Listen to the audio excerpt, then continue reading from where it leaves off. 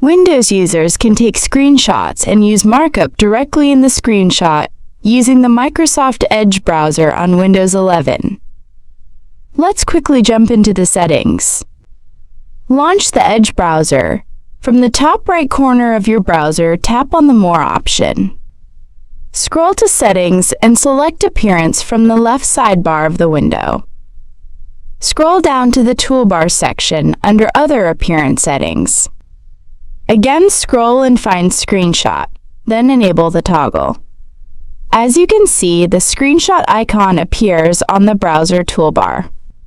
You can use it anytime on any web page.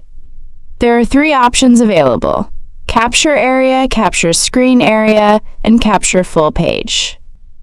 Once you capture it, you can copy it directly, save it, or use Markup Capture to add drawings and more.